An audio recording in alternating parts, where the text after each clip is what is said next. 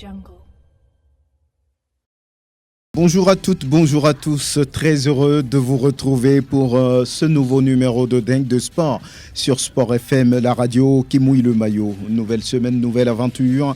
Cela nous amène à parler de la 6e et dernière journée de la phase de groupe de la Coupe de la Confédération africaine de football. ASCO, le représentant togolais, termine sa compétition sur un nul d'un but partout face à l'Association sportive des forces armées royales du Maroc. On fait le bilan du parcours des Kondona Asfar et puis Pyramides sont qualifiés pour les quarts de finale acte 22 de la D1 nationale de football disputé en week-end. L'ASK gagne, l'AS Togo Port piétine, Semassi bute sur espoir. Dito Cal devant Sarah, Ange puni Unisport. On va faire le point. La D2 dispute son 18e chapitre. En milieu de semaine, l'étoile filante face à Bikenti reste l'attraction. Agbo Simé, la Coupe de l'Indépendance 2023 démarre le 16 avril prochain avec les quarts de finale, les demi-finales le 22 avril, puis la finale naturellement le 27 avril. On va en parler, Dingue de Sport de ce 3 avril 2023, parle du basketball, le championnat Lomé Golf qui se poursuit. On va en parler naturellement dans cette émission Dingue de Sport. Invite Angelo Folico, Grégoire Attignon, Latifi Rouma de la rédaction de Sport FM. Prosper Agbouklou est également de la partie. Dingue de Sport, la mise en onde est l'affaire de Okikujo. Je suis Franck Nounyama. Naturellement, la vidéo, comme toujours, est l'affaire de Sir Fonelom. Bonne arrivée. Merci de faire confiance à la référence sportive Sport FM 100 ans, la radio qui mouille le maillot. Vous pouvez nous recevoir également sur le www.sportfmtg.com. Merci de nous faire confiance, Angelo Folico. Bonjour, bonne arrivée. Salut Franck, bonjour à tous. Latifi Rouma, merci d'être là. Bonjour Franck, bonjour à tous. Prosper Agbouklou, on dit quoi ? Bonjour à tous. Merci. Alors, on va commencer par parler basket en Angelo, le championnat Lomé Golf qui se poursuit. Mais qu'est-ce qu'on peut dire aujourd'hui ? Il y a des clubs qui s'illustrent, qui dominent la compétition, qui sont plus forts que d'autres, ou bien bon, tout le monde est au même niveau ? Il y a des équipes qui essayent de prendre tout doucement le large. On va quand même citer la présence de Swallows avec cette tendance-là à gagner les matchs pratiquement à chaque sortie, même si la dernière fois, c'était samedi, ils ont eu à connaître leur premier revers de la saison face aux Dynamiques togolais qu'ils avaient battu même lors de la manche aller. Et là, cette fois-ci, Freddy Zotti et tous ses coéquipiers ont pris le temps de mieux se préparer, mieux s'armer pour venir à bout de cette équipe de Swallows, 65-45 à la fin. Oui, Swallows est là, mais il y a également l'étoile filante qui n'a pas dit, en tout cas, son dernier mot dans la compétition. On peut également citer la modèle, même si la dernière fois, Racing Club est passé devant, 55-51 à l'arrivée. Jeune équipe de Racing Club face à des vieux loups, des vieux briscards du côté de la modèle, notamment Bill Elpidio. On peut également citer la formation, on a parlé de Swallows, on a parlé de la modèle, de l'étoile filante. Et la modèle également, quoi qu'on dise, reste une équipe également à abattre. Je peux dire même que c'est le quatuor. Voilà, le quatuor, c'est vrai qu'il y a des autres équipes comme NGB, comme OBC, Faba, Ehrlich, Melting Pot. Mais on sent qu'à ce niveau-là, c'est beaucoup plus la relève qu'on est en train de mettre en vitrine. Je pense qu'après une saison, les équipes que je viens de citer vont grandir également au niveau de l'expérience. Côté dames, bon, on sait très bien que ce soit Swallows aujourd'hui qui domine largement les débats, même si l'étoile filante est là avec ses briscards. Je vais citer Samia Pindra, Rachel Ndoukwé, la jeune Nina Watu. Mais côté dames, on peut dire qu'il n'y a que deux équipes qui vont essayer de faire le trou. Les playoffs vont arriver très très vite. Et puis également la particularité cette saison, à part le fait que l'on joue le championnat senior, il y a également la compétition des cadets, des moins de 16 ans. Côté garçons et côté filles, là aussi, toutes les équipes n'ont pas forcément cette réserve-là pour les mettre en compétition. Mais il y en a qui sont là, comme le centre Don Bosco, il y a NGB, il y a Swallows, il y a la modèle, il y a l'étoile filante. Les équipes en guillemets traditionnelles sont au rendez-vous. Ça permet en tout cas aux jeunes de rapidement se mettre en jambes et surtout gagner en expérience et peut-être avec le temps arriver à être enregistré au niveau de l'équipe senior. bientôt même. Je pense que d'ici la fin de semaine, il y aura un camp national avec le concours, la collaboration de FIBA Afrique qui va regrouper les jeunes entraîneurs des jeunes et on va prendre 15 garçons, 15 jeunes filles également pour justement vivre ce camp-là, histoire d'avoir beaucoup plus encore d'acquis pour la suite à venir, parce qu'au niveau aujourd'hui de la fédération, on veut vraiment faire la politique de la jeunesse des moins de 16 ans et progressivement arriver à reconstituer une équipe nationale féminine et masculine, mais tout ça avec en tout cas les jeunes qui ont été pris dès le bas âge, histoire de grandir progressivement et d'avoir de l'expérience. Donc globalement, en tout cas, les matchs se jouent, pour terminer en disant que ce n'est plus, bien les matchs ne sont plus aujourd'hui au niveau du municipal de Lomé. On a délocalisé pratiquement tous les matchs. Vous avez des matchs par exemple sur le terrain de Dijol juste à côté ici, sur le terrain de la Modèle au niveau de Chomino. Vous avez également des matchs à l'intérieur de l'Olympe Africa, c'est le terrain d'Obici. Melting Pot à Gonivé également abrite des matchs, comme le site du centre sportif Swallows, histoire de ramener un peu plus la balle au panier vers le public et petit à petit retrouver ce public-là qui est entre-temps, on pourra dire, découragé par rapport à tout ce qui s'est passé. Mais aujourd'hui, il faut se dire que à chaque fin de semaine, il y a des matchs de basketball qui se déroulent ici et là, dans le Grand Lomé, et également à l'intérieur du pays, parce qu'il y a la Ligue du Septentrion qui continue à faire également son championnat. Vous avez des clubs comme Kaba, comme Fouaba, comme le club de Tchamba ou de Semassi. Là, c'est Kaba et beaucoup plus Semassi qui font la loi, de façon grosso modo. Voilà un peu le paysage de la balle au panier en ce moment au niveau de la FNB Togo. On comprend qu'on travaille à la base et on va faire un retour sur ce match entre le Dynamique togolais et Swallows. On vous propose ici la réaction du capitaine de Dito, Freddy Zotti. On a préparé parce qu'on sait que Swallows, c'est une très bonne équipe. C'est une équipe surtout très disciplinée, très physique. Du coup, on a vraiment préparé ce match. On était vraiment très concentrés durant tout le long du match. Dès le début, on devait vraiment les bousculer un peu, leur coller des fautes et c'est ce qu'on a fait dès le début. C'est ce qui nous a vraiment aidé. Des tirs, les pénétrations, tout ça vous a réussi, hein? Effectivement, c'est le travail. On a vraiment travaillé cette semaine et voilà, ça a payé. On est très contents. À quel niveau cette équipe vous a mis en difficulté? Ils sont très disciplinés, ce qui fait que c'est très dur de les jouer. Mais on a trouvé la solution et voilà, on est revenu avec la victoire. Freddy Zotti, capitaine de Dito. En face, c'était bien, on vous l'a dit, Swallows, battu par le Dynamique togolais 65-47. Et le capitaine Minto. On est rentré dans la partie un peu crispée parce que notre effectif n'était pas au complet. C'est vraiment la première fois que ce 5-là montait ensemble sur le terrain, donc il y avait un petit problème d'automatisme. Ils ont sous-estimé l'équipe pour vous? Non, le coach n'a pas sous-estimé l'équipe, mais je pense que le coach a fait un effort avec les moyens de bord.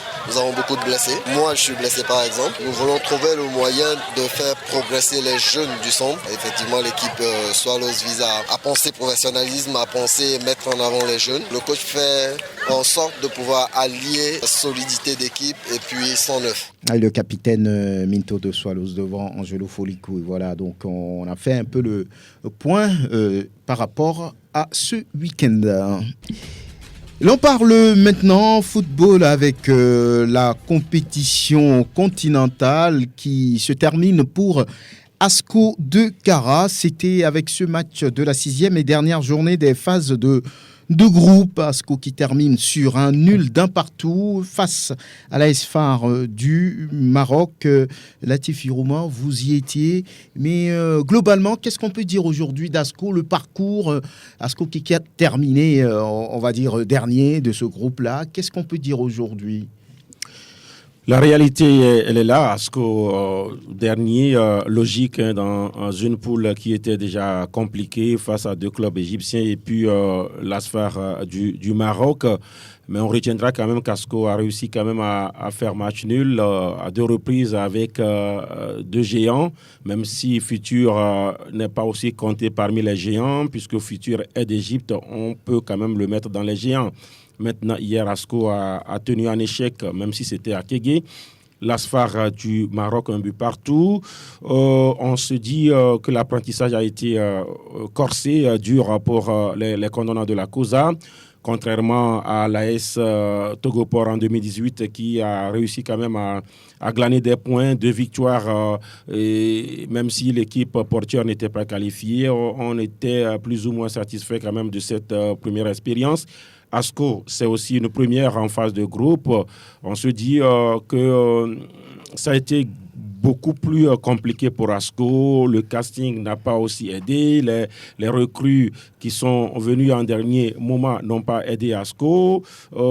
Les choix tactiques également du staff technique. Par exemple, hier, beaucoup s'attendaient à voir quand même une équipe tournée parce qu'il n'y avait pas d'enjeu dans ce match. C'est vrai, ASCO était l'arbitre dans ce groupe-là où, jusqu'à la dernière journée, il y avait encore des possibilités de qualification pour les 3 clubs avec seulement 2 billets. ASCO devrait jouer au Trouble Fête. Il a failli, le club de la COSA, a joué au Trouble Fête quand il a marqué en premier. De l'autre côté, au Caire, c'était 1-0 pour Pyramide. Et à l'instant T, ASCO éliminait l'ASFAR. Mais derrière, à la 40e minute, l'ASFAR est revenu dans le jeu.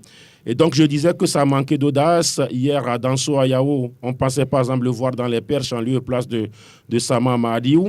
Ben Camara aurait pu, par exemple, jouer en lieu et place donc, de Agbocho ou de Amachuchui. On devrait, par exemple, reposer les internationaux qui revenaient donc, du regroupement. Mais on a vu quand même une équipe de départ qui a été reconduite à 99% parce que c'est seulement Moussa Maroun qui a joué parce qu'il n'y avait pas de Ouattara Moutalebou. Et donc, cette audace a manqué à ASCO et aujourd'hui, on comprend quand même le résultat. Mais on se dit quand même que ça a été un apprentissage. Les enseignements vont être tirés. ASCO sera de nouveau sur le continent au vu de son rang au classement. Je pense que pour la prochaine fois, ASCO va pouvoir quand même tirer les leçons de ce qui s'est passé en phase de groupe pour cette année. Au vu de son classement, de son classement en championnat, oui, on dira. Grégoire Ratignon, bonne arrivée. Oui, bonjour Franck. Si on vous demandait un bilan du parcours des Condona du Togo dans cette compétition continentale? Ce bilan est clair, c'est un bilan négatif parce que se retrouver dernier donc, de cette poule avec un petit point, comprenant que c'est un bilan négatif. Pouvait-il faire mieux? Oui, c'est vrai que Latif l'a dit tout à l'heure, quand on prend les autres formations dans cette poule, et comparativement à ASCO de Kara, ASCO se présente comme la plus faible équipe de cette poule. Mais je crois qu'au vu donc des confrontations, je crois que ASCO aussi pouvait mieux faire. Par exemple, face à Futur FC ici à Lomé, ASCO pouvait mieux faire que ce match nul-là. Même hier, ASCO également, si on avait cette volonté, parce que vu l'équipe alignée d'entrer donc dans cette compétition, dans ce match, ce qui veut dire qu'on voulait quand même, pourquoi pas finir sur une victoire. Malheureusement, c'est ce qu'on a constaté. Maintenant, je crois que ASCO a appris par rapport donc, à sa participation à cette compétition, passer tout d'abord par les préliminaires de la Ligue des Champions, les barrages de la Coupe CAF et finalement la phase de poule de cette compétition. Je pense qu'ASCO a véritablement appris que, oui, parce que quand on voit le championnat, ASCO est encore en tête et donc c'est sûr qu'à la fin, ASCO sera encore sacré champion du Togo et va encore représenter justement le pays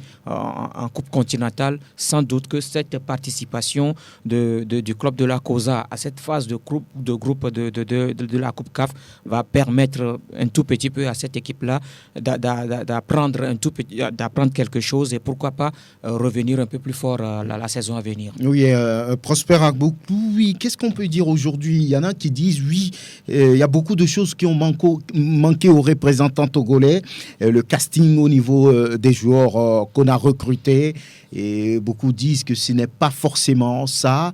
Il a manqué également à cette équipe de l'expérience et il y en a qui y répondent, c'est naturel, parce que là, ASCO vient de faire cette première expérience. Et elle est médiocre, passable, moyenne, acceptable, cette première expérience? Moi je dirais acceptable, dans la mesure où il y a une opposition de football professionnel par rapport à celui amateur. Et quand vous prenez les 3 clubs adversaires d'ASCO de Kara, vous verrez quand même que c'est le jour et la nuit. Il y a un grand océan entre ces clubs et le nôtre. Ce qui veut dire tout simplement que pour moi, ASCO n'a pas échoué. Il a évolué à son niveau. Parce que si on avait le même pédigré que ces clubs-là, on peut parler donc de comparaison véritable. C'est que on a été un petit poussé. Asco est à sa place. À sa place. Et Dernier du groupe, c'est ça. C'est le logique, contraire serait un miracle. Parce que quand vous voyez à peu près le budget et l'ambition de ces clubs, la caricature qu'ils présentent par rapport aux nôtres, on peut se dire que Asco s'est débrouillé pour faire au moins 2 matchs nuls à domicile. Et le premier c'est même entouré de doutes. Oui, de doutes, mais ça, sur le papier, sur le terrain plutôt, ça s'est passé un but partout. Mais Futur n'a pas marqué plus d'un but. Donc, ce qui veut dire que maintenant, sur le côté administratif, on en dira ce qu'on peut. Maintenant, pour moi, il faut tout simplement tirer les conclusions que nous devons apprendre à rehausser le niveau de nos compétitions, de nos championnats, de remettre vraiment en cause, je dirais, le statut même de notre football et de se dire si on peut répéter Asco 10 000 fois champion du Togo, d'autres clubs champions du Togo, si on est dans cette caricature, on est dans ce paramètre, je dirais, on ira et on reviendra toujours. Okay. Il y a la volonté, mais je crois quand même que quel que soit le casting, quel que soit tout ce que nous dirons, il faut changer le paramètre. Si ce paramètre-là ne change pas, d'abord regardez un peu près, on n'a pas d'infrastructure. Les infrastructures, chaque équipe qui vient ici nous dit que le terrain ne les arrange pas. Chaque équipe, le meilleur terrain stade que nous avons, qui est Kégué, qui est international, tout le monde dit que la pelouse ne répond pas. Et quand vous allez même de loin sur les tribunes, vous allez voir même qu'il y a des races-mottes un peu partout. Le terrain ne présente pas un bon aspect. Déjà, ça je dis, c'est un handicap sur lequel il faut même maintenant surfer pour pouvoir remettre en cause le statut de notre football. Oui, Angelo Folico et oui, Asco a terminé sur un nul. C'est une sortie honorable. Ce que j'ai vu hier, beaucoup auraient aimé qu'Asco joue libéré et à la fin, pourquoi pas gagner 2-1. Ils ont encore joué sous pression. Oui, ils ont joué dans un système défensif. Hein. Ça, il faut avoir le toupet de le relever. Il n'y a pas eu d'action d'éclat sur la durée pour cette équipe d'Asco face à l'Asfar. C'est vrai que l'Asfar était venu chercher un résultat. Quand vous voyez aujourd'hui le décompte final dans cette poule-là, les 2 premières équipes ont 11 points. Le troisième a 8 unités et Asco en a 2. Asco a marqué 4 buts. Pardon ? Asco, 1 point. 1 point. Oui, ah, d'accord. Oui. Oui, Asco, 1 point ? Oui, parce que le premier match nul, y a problème. On le considère comme ça. Donc, pour revenir un peu au nombre de buts marqués, parce que c'est 4 contre 14 encaissés. Vous voyez un peu le gap. Ça veut dire qu'à ce niveau-là, franchement parlant, je rejoins Prosper en parlant de la qualité des adversaires qu'il y avait dans cette poule-là. Même l'entraîneur de l'Asfar également a reconnu comme quoi ils étaient dans une poule pratiquement équilibrée. Maintenant, c'est une bonne chose qu'Asco soit sur le continent ayant disputé autant de matchs en aller-retour. On aurait aimé qu'Asco au moins gagne 2 matchs à la maison, histoire de prouver comme quoi son championnat également n'est pas un championnat de pacotille. Pour aller un peu plus loin, j'espère simplement qu'ils ont appris. D'abord appris par rapport à la formule, à l'organisation de recrutement des joueurs, avec ce qu'on a eu dire il y a quelques semaines par rapport au Kama Tutui. Il faut tout de suite commencer à anticiper, à éviter ce genre de choses si demain on doit encore recruter des joueurs. Sur le volet recrue, Doumbouya, Maron et tous les autres, on n'a pas senti leur impact dans le jeu d'Asco de Kara. Ça aussi, c'est à revoir. Vous prenez également le volet visibilité. Je me pose la question, est-ce que les joueurs d'Asco aujourd'hui ont eu le temps, en tout cas, de jouer à fond leur match et d'être visibles, parce qu'une telle compétition sont pratiquement comme, on pourra dire, une courroie de transmission entre les joueurs qui jouent chez nous ici et qui peuvent par exemple, atterrir au Tout-Puissant Mazembe, que ce soit en Afrique du Sud ou encore dans le Maghreb. Est-ce qu'à la fin de la compétition, on verra un Togolais quitter le club d'Asco, histoire d'avoir ne serait-ce qu'un retour sur investissement et à encore prendre de l'argent, aller chercher d'autres joueurs? Voilà autant de questions que l'on se pose, mais ce qui est sûr, c'est une bonne expérience. Il faut continuer comme ça et surtout arriver à corriger ce qui n'a pas marché lors de cette campagne. On va écouter Jean-Paul Dossé-Abalo au sortir de ce nul. D'abord, partout face à l'AS FAR. Pour le match d'aujourd'hui, oui, je suis content. Même si le but qu'on prend, on pouvait l'éviter parce que à chaque match, c'est le même scénario. C'est le même but qu'on prend au match aller, même but, au même moment. Alors que tout ça, ça a été dit avant le match. C'est ça qui frustre un peu. Si je regarde l'ensemble, je crois que les joueurs sont bien comportés. De façon, comme on l'a dit avant le match, si on veut prendre des points, il faut souffrir, il faut courir. Mais il faut respecter surtout le schéma de jeu. Je crois qu'aujourd'hui, ils ont fait beaucoup d'efforts. Félicitations à eux. Mais pour l'ensemble de la compétition, il y a beaucoup de regrets parce que quand on voit tous les matchs, moi je revois souvent encore les matchs, on voit que ça se joue à peu de choses. Aujourd'hui, comme il y a plus d'enjeux pour nous, la pression a diminué, la peur aussi. Je crois que ça a été vraiment notre ennemi pendant cette campagne. Aujourd'hui, comme les joueurs sont libérés, on a bien joué. Et vraiment, je suis content, j'espère qu'on sortira tous grandis dans cette compétition. Pour les changements, c'est moi qui décide. Il faut savoir faire des changements. Ce sont des matchs qui demandent beaucoup d'énergie. J'avais une équipe qui était bien en place. Il y a des moments où on a fait des changements qui nous ont coûté très cher. Aujourd'hui, comme on n'a rien à perdre dans ce match et qu'on a encore beaucoup de matchs qui vont suivre, je dis bon, pourquoi pas laisser cette équipe et après faire tourner en championnat. Jean-Paul Dosset, Abalo, sortir du match contre l'AS FAR à Kégué. Vous voulez ajouter quelque chose, Latif? Oui, moi je me dis, Abalo plutôt dit que ces joueurs ont joué libérés dans ce match-là. Il était comment dire, satisfait du résultat. Et pourtant, on a senti, comme les uns et les autres ont eu quand même le courage de le dire, on a senti une équipe vers la fin qui voulait préserver quelque chose. C'est comme Asco, je ne sais pas si il y avait quand même une promesse de prime ou bien si Asco jouait pour peut-être un club égyptien, je ne sais pas. Parce que le point d'Asco qui a été retiré a redistribué les cartes avant le coup d'envoi. Avant le coup d'envoi, c'est Futur qui était premier avec 10 points. Il y avait Asfar qui était deuxième avec 10 points. Et Pyramide était troisième avec 8 points. Donc, au décompte final, ça fait 11 pour l'Asfar, 11 pour Pyramide et 10 points pour Futur et 1 pour Asco. Donc, Asco a joué apparemment parce que, imaginez si Futur égalisait du côté, en tout cas, du Caire, les choses devraient encore changer. Ça suppose que Pyramide ne passait pas. Donc, moi, je me disais, vers la fin, on a vu Asco qui était carrément derrière. On voyait 3 lignes.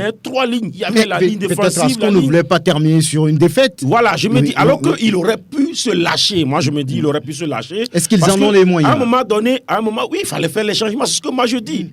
Hier, on a vu Gilbert Atipoué. C'est une recrue également. C'est un ancien de l'Entente 2. Mais qui n'a pas démérité. Les 10-15 minutes qu'il a eu dans le match, mais écoutez, le joueur était libéré, il jouait. Moi, je dis, il fallait prendre des risques. Des risques. Il fallait lancer des gens. On a vu Arissou, on a vu Amouzou, ils sont bons, on les a vus. Alors, mais il fallait mettre d'autres joueurs également pour voir ce que ça allait donner. Donc, moi, je me dis, s'il mettait d'autres joueurs et qu'il prenait un carton, on va encore dire. Et ça fait quoi? Mais le match, la quoi? campagne se termine. Oui, on aurait pu voir plutôt que Asco a d'autres arguments au-delà de ce que j'ai cité, les Agbocho. Ils sont bons, on les a vus. Quoi qu'on dise, ils n'ont pas été ridicules. Mais derrière, il fallait quand même faire des trucs. Parce que moi, je dis, à un moment donné, on a trop peut-être respecté. Voilà. Laisse pas. On va avancer, oui. Vous voulez en 30 secondes. En fait, ce que moi, je voudrais dire, quand on écoute un peu Abalo par rapport à ces changements, quand il dit oui, c'est lui l'entraîneur, c'est lui qui fait les changements. Mais on a constaté tout au long de cette compétition, Abalo a du mal à faire des changements. Abalo a du mal. Hier, par exemple, quand on prend Roland Amouzou, mais Roland Amouzou a joué 180 minutes avec les Éperviers. Même dans les grands championnats, on a vu Sadio Mané qui a joué 180 minutes avec le Sénégal, mais arrivé quand même au niveau du championnat, on l'a fait reposer avant de le faire entrer en jeu.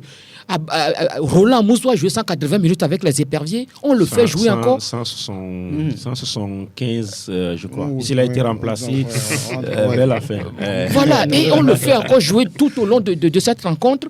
C'est vrai, arrivé à un moment, quand on voit certains joueurs d'Asco, ils étaient fatigués. Ils étaient fatigués, mais moi, j'ai constaté que Abalo ne veut pas, on ne veut pas faire les des remplacer. changements. Maintenant, par rapport au casting, Oui. moi, je dis que Asco a raté son casting, sincèrement. Je ne sais pas si c'est Abalo qui est parti chercher ces joueurs-là, mais ces joueurs qu'on a amenés, c'est un peu comme ce qui Ils se n'ont passe. pas apporté. Ce qui se passe en équipe nationale. On est parti chercher des joueurs. Aujourd'hui, j'ai l'impression que Paulo Duarte regrette ces joueurs-là. C'est la même chose qui se passe également au niveau d'Asco de Cara. Bien, Asco a gagné quand même en expérience, quoi qu'on dise, 6 matchs sur le continent en aller-retour. Ça devrait apporter beaucoup Ça pour... fait 10 matchs. Oui, plus Même les en- 4 même- de... même- oui. même, Plus de disons, 10, 12 matchs. oui, hein. oui. 12 matchs. Lorsqu'on prend Voilà. tous les matchs en considération, Ouais, oui. c'est beaucoup de matchs sur le continent. Ça doit certainement apporter de l'expérience à cette équipe togolaise.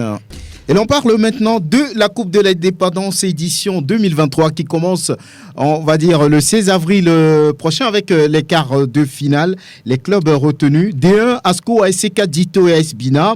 Et la D2 présente Bikenti, Doumbé, Koroki et Maranatha. Le tirage au sort pour les différentes confrontations est prévu, on va dire, le 5. Le 5, c'est mercredi. Mercredi Oui, prochain. oui, c'est ce qu'on va faire. Oui, avec les quarts de finale de la Coupe de l'Indépendance. Oui, C'est mais- très court. Oui, mais bon. on fait avec. Ah. On fait avec. De ce qui ressort, le constat, il est là. On a pris les 4 premiers au niveau de la première division, les 4 premiers au niveau de la seconde, à une certaine période de championnat. Ben, on attend de voir ce que ces équipes vont fournir.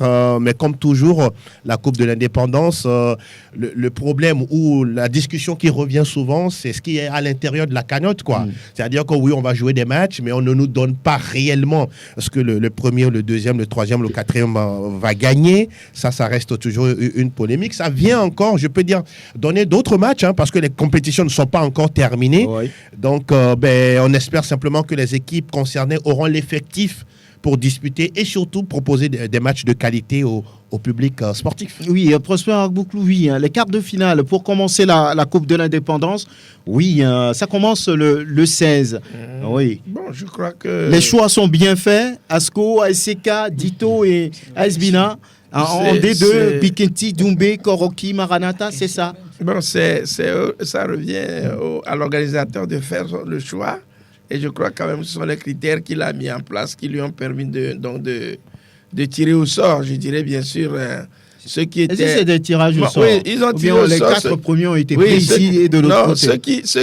C'est un tirage au sort dans la mesure où on s'est arrêté à une limite parce qu'au-delà, on n'a pas pris. Sinon, il y aurait un chamboulement vis-à-vis donc des choix. Donc, je crois que ce tirage au sort a tenu compte donc d'un certain nombre de paramètres. Mais moi, j'ai toujours regretté le fait que c'est à ce niveau seulement qu'on choisisse parce que c'est la Coupe de l'Indépendance quand même. Et tout le monde doit, en principe, ça doit être une organisation large où même les clubs de quartier peuvent participer. Oui, à une Coupe de l'Indépendance parce que c'est l'indépendance, ça ratisse large. Mais maintenant, il y a peut-être qu'on appelle des paramètres qui rentrent Des en jeu. contraintes financières, Financières, organisationnelles. Non, moi je ne parle pas de contraintes financières. C'est quoi alors? Si Non, c'est pas- pour moi, c'est la coupe de l'indépendance du Togo. L'organisation, ce n'est pas forcément la fédération qui doit sortir l'argent pour le faire. C'est une coupe qui englobe l'histoire du Togo. Et en cela, on doit mettre les moyens. On ne doit pas manquer de moyens. On ne doit pas manquer de Mais moyens. c'est le cas, bizarrement. Mais non, je crois quand même que c'est limitatif au niveau de la fédération. Je crois qu'on doit dépasser ce cas. Ce n'est pas une compétition organisée par une fédération. C'est une compétition nationale. Enfin, sur le plan national, c'est une compétition qui entache l'histoire du pays. Donc, en cela, on doit carrément, comme on appelle, l'extirper des compétitions. C'est pas une compétition qui entache l'histoire. Hein.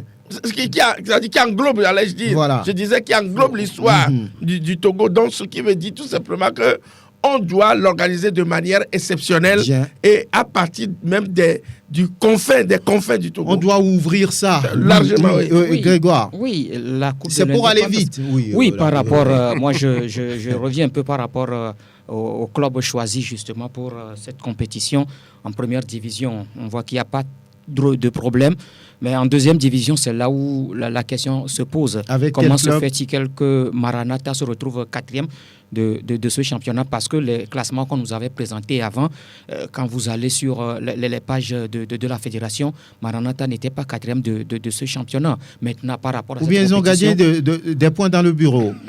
Maranatha, maintenant, par rapport à cette compétition, on nous fait savoir que oui, il y a Maranatha, il y a le CDF ACNOUR, il y a Gaza, il y a Rabia qui se retrouvent avec le même nombre de points à la 16e journée du championnat national de deuxième division. Maintenant, il se dit que Maranatha a gagné à Gaza, Maranatha a fait match nul ou bien a gagné à Rabia du Tabligo, alors que quand on prend Maranatha et le CDF ACNOUR en confrontation directe, parce que là c'est la confrontation directe qui passe, ACNOUR a battu Maranatha au match aller, je crois que c'est par 4 buts à 1, et je crois qu'il y a également eu ce match au retour, finalement je crois que c'est un but partout, bien un but à 0 gagné par Maranatha. Maintenant aujourd'hui, c'est ce que moi je ne comprends pas, comment se fait-il que Maranatha se retrouve devant le CDF ACNOUR quand on parle de confrontation directe, parce que paraît-il que si on fait la somme de tous les matchs disputés par ces 4 clubs, Maranatha a gagné plus de points que les autres formations. Bon, j'essaie toujours de comprendre, je ne comprends pas.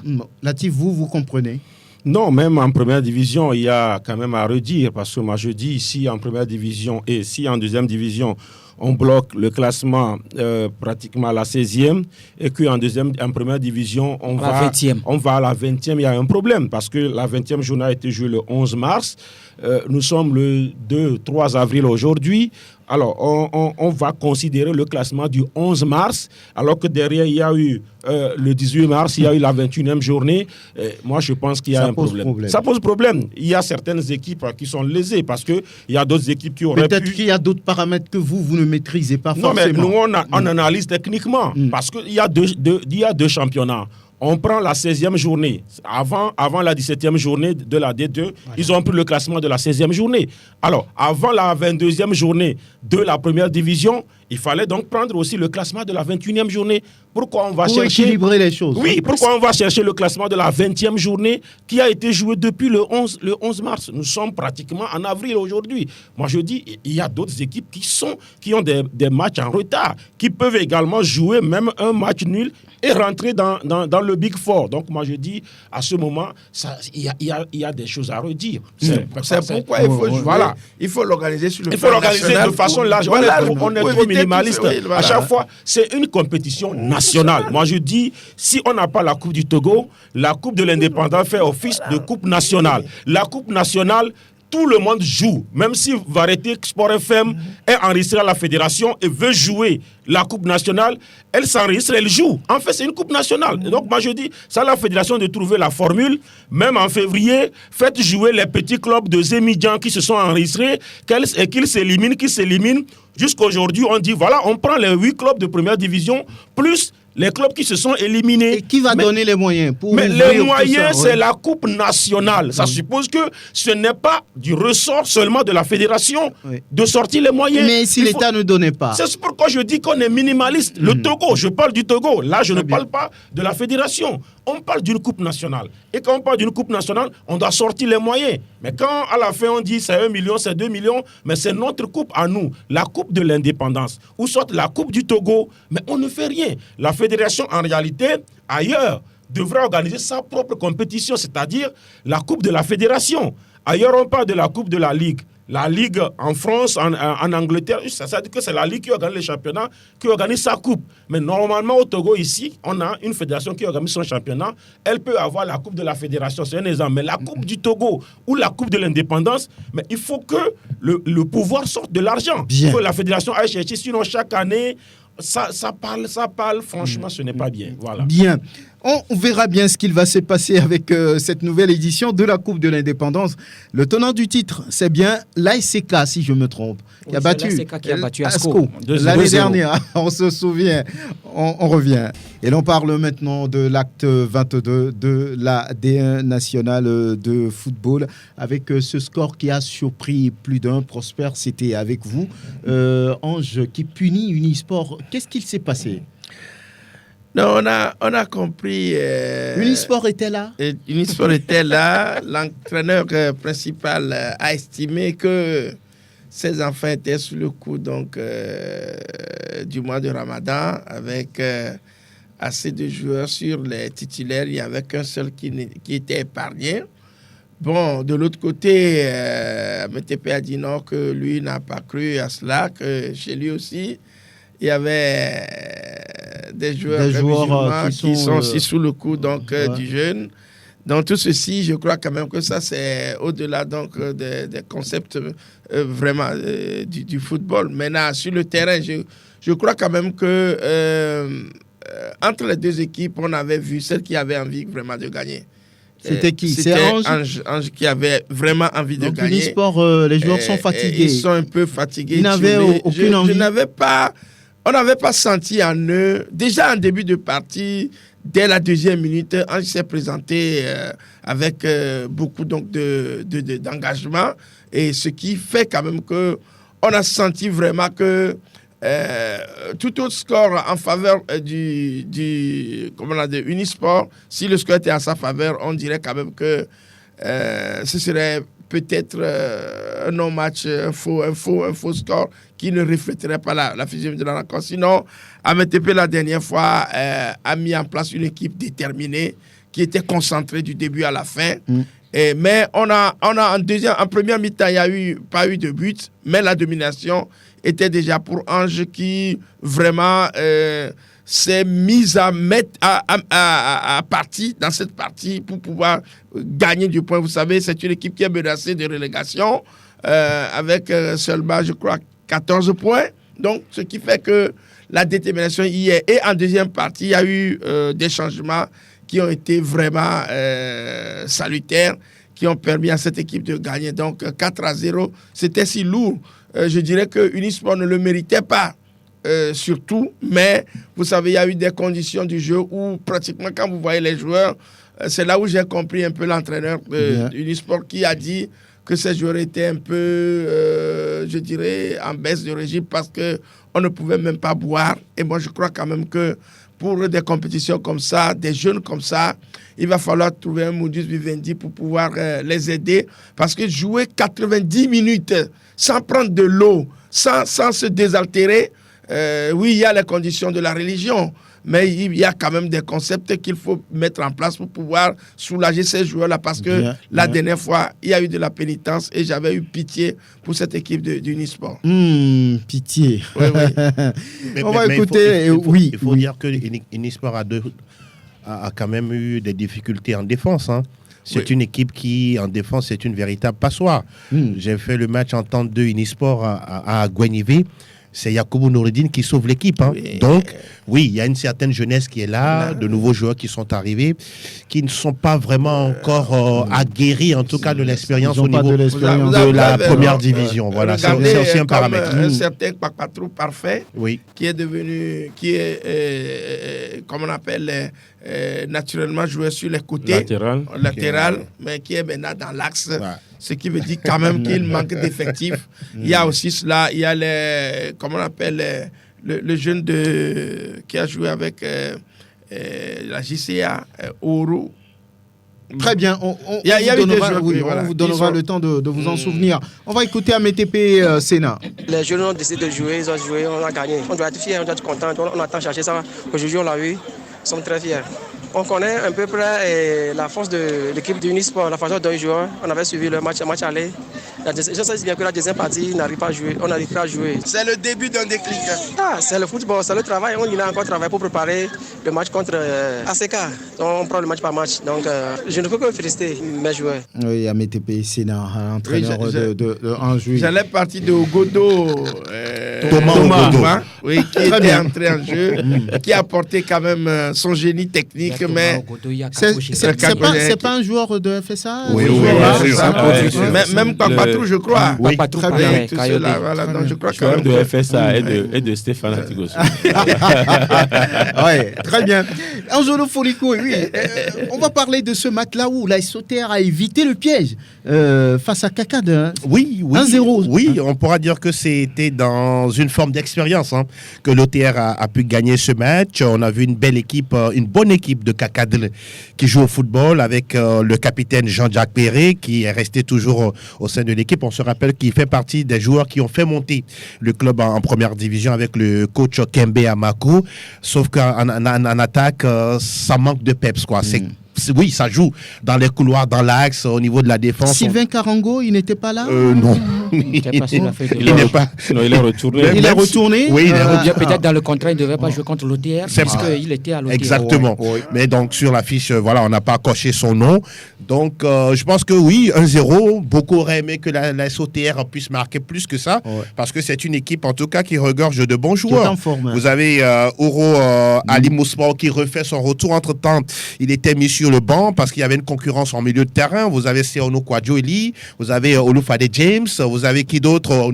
Uronimini Nazif, justement, le buteur dans ce match. Juste dire simplement que sur l'action, c'est le gardien titulaire qui était d'entrée présent, Yaya Achirafou, qui a mal jugé la trajectoire du ballon. Il est trop vite sorti.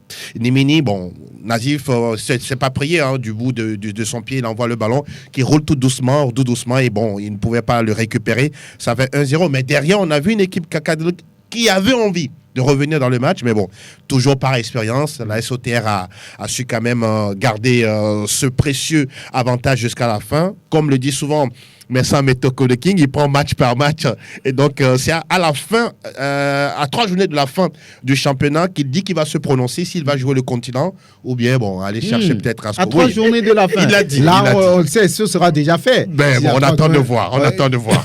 On va l'écouter. À Metoko de Mensa. C'est eux qui se qualifient. Malgré qu'on n'a pas bien joué aujourd'hui, mais l'essentiel c'est d'avoir les 3 points. On a vu une équipe de la SOTR qui a été bousculée en début de partie. Vous étiez surpris par le jeu de l'adversaire? Vraiment, on est surpris parce que c'est un cabri mort. Ils n'ont pas peur de couteau, donc ils se sont jetés dedans. Ils nous ont beaucoup gênés, mais c'est l'expérience qui a fait la différence. L'attaque, ça n'a pas été vraiment efficace. Aujourd'hui, ça n'a pas été efficace, mais on va corriger chaque journée avec sa façon de jouer. Peut-être la prochaine fois, ça va marcher. Evra Gbagnon convoqué chez les éperviers. Quel était votre ressenti? C'est un plaisir pour moi. Vraiment, je suis très satisfait. Déjà, quand tu entraînes une équipe, on arrive à convoquer un de tes joueurs. C'est une fierté pour toi. À Metoko Mensan, à l'instant devant Angelo Folico, et l'on va à Sokodé avec Semassi qui a buté sur Espoir Football Club. Latif Rouman, oui, on est toujours dans la reconstruction. Semassi, l'objectif, c'est de peut-être terminer dans le top 5 ou bien se maintenir. En D1, c'est tout.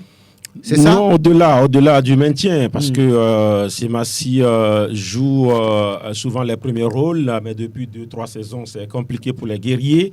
Et je crois, lorsque vous écoutez les dirigeants, le staff, l'entraîneur qui est arrivé, qui a signé pour 3 saisons, l'objectif, c'est de jouer le top 5. Pour l'instant, Semassi est bien autour quand même de cet objectif-là, même si c'est vrai, Semassi 5e derrière, il y a quand même, Boulessou, il y a Esbina, qui partagent le même nombre de points avec Semassi, même si les guerriers ont un match en moins. Mais il faut dire que ce samedi plus tôt, il y a eu quand même une équipe d'espoir qui a dérangé. C'est vrai, Semassi s'est créé beaucoup d'occasions pour une des rares fois. J'ai vu Semassi s'offrir beaucoup d'occasions, surtout en première partie. L'équipe aurait pu tuer le match, mais la maladresse a pris le dessus.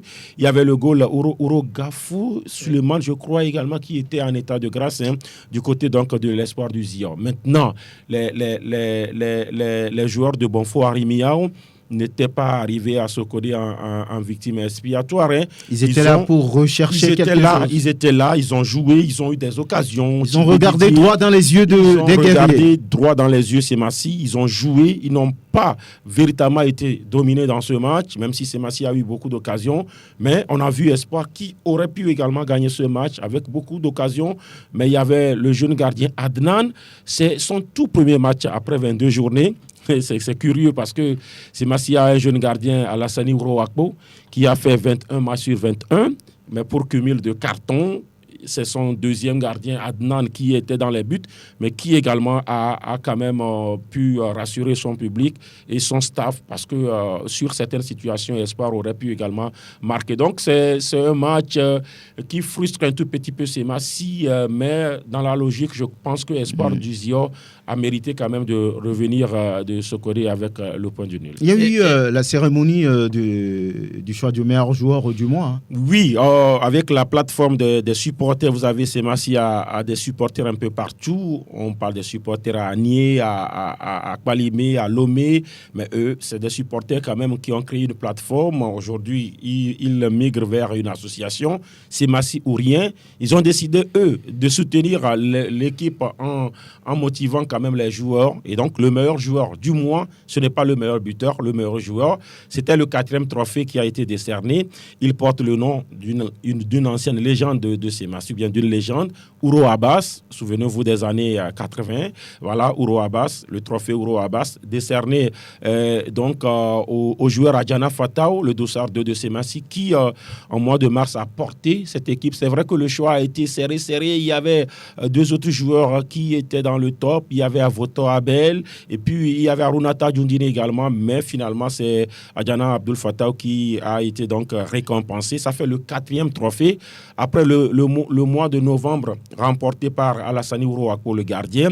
Il y a eu Sadio Bruno, le vice-capitaine de Semassi, qui a remporté le prix de décembre. Il y a eu le prix de janvier qui a été remporté par Kalou au Kotiokou.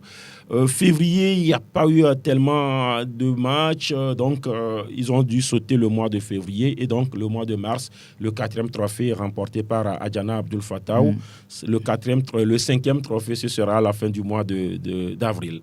Pour le compte de cette 22e journée, à noter que Sarah Football Club a tenu en échec le dynamique togolais. On notera la petite victoire de l'ASK devant l'AS Togo Port. On parlera également de ce match entre Entente 2 et ASCO qui est reporté parce que vous savez pourquoi. ASCO en compétition continentale. Tambo domine Gomido 2-1. Oui, qu'est-ce qu'on peut dire aujourd'hui du championnat? Un mot rapidement. C'est fait déjà ASCO ASK sur le continent où on peut voir Dito jouer le trouble fête. Non, ou bien l'AS Bina. Moi, je vois ASCO. Bon, je vois ASCO sacré champion du Togo à la fin donc, de la saison. Maintenant, la 2e place, ça va se jouer. Oui, c'est vrai qu'aujourd'hui, il y a ASK, mais il faut dire que véritablement, cette saison, ce n'est pas cette équipe de l'ASK qu'on a retrouvée lors des 2 ou 3 dernières saisons. Donc, ce n'est pas véritablement ça. Et donc, je me dis que ça peut se jouer entre l'ASK, Dito... l'AS Bina peut revenir. L'AS Bina ou encore l'AS Otier, sans oublier ces matchs de ce côté. Et ça peut se jouer entre ces formations. Mais bon, je crois que l'ASK aussi ne va pas véritablement lâcher les choses, en tout cas pour le moment, parce que là, il y a encore des matchs à venir. L'ASK qui va jouer contre Dito de Lomé, l'ASK qui va jouer contre encore d'autres formations. Ça va se jouer, ce n'est pas encore fini. Mais pour ce qui concerne la première place, je ne vois pas ASCO laisser cette place-là à un autre club. Oui. Voilà, il reste 8 matchs, 24 points à prendre.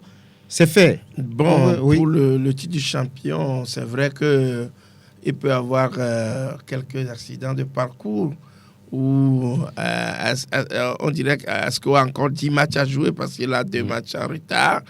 Bon, c'est Massi, je crois, il y a 2 matchs en retard, 10. Donc, je crois que, bon, pour l'instant, on peut dire... il est quand même à l'abri avec encore, malgré les deux matchs en retard, il compte encore 3 points de plus que ASK, ce qui veut dire encore plus. On verra quand même que ASCO garde le monopole. Maintenant, ça va se chambouler pour la 2e place. Maintenant, je dirais tout simplement, il y aura la volonté de pouvoir aller de l'avant de chaque côté. Ça dépendra des ambitions. Ahmed Okoro nous dit à 3 journées de la fin. Et il verra s'il va être africain.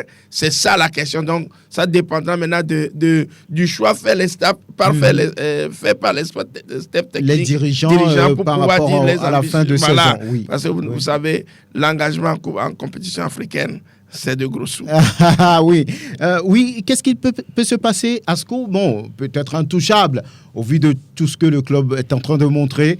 Mais la deuxième position, la deuxième place, ASK est bien positionnée, mais peut se voir dérangé par Dito, Bina, l'AS Bina, Semassi ou l'AS OTR. OTR, surtout l'AS OTR, parce que je vois cette équipe de l'OTR qui veut arriver sur le continent, parce que depuis la dénomination OTR, cette équipe n'a jamais joué sur le continent. Ouais. Et donc, je les vois venir, ils veulent arriver. Maintenant, la SCK n'est pas à l'abri. On l'a dit, Dito, AS OTR, voilà, c'est Massi dans la moindre mesure, mais beaucoup plus AS OTR et puis en tout cas le dynamique de goal. Maintenant, Asco est intouchable. Hein.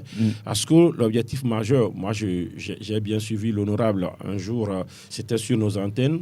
Lorsque vous écoutez Asco, l'objectif c'est d'être champion chaque saison.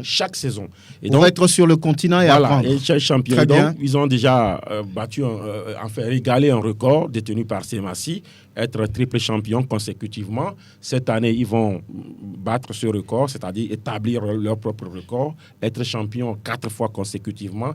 Et donc, Asco, voilà, cette année, il faut oublier, il y a Asco et puis il y a les autres, quoi. Angelo. Non, mais les hypothèses, c'est clair, oui, pour Asco. Je pense que l'idéal, c'est de repartir la saison prochaine encore à l'assaut du continent. Maintenant, la SCK doit vraiment capitaliser sa deuxième place, histoire de ne pas faire de mauvais résultats.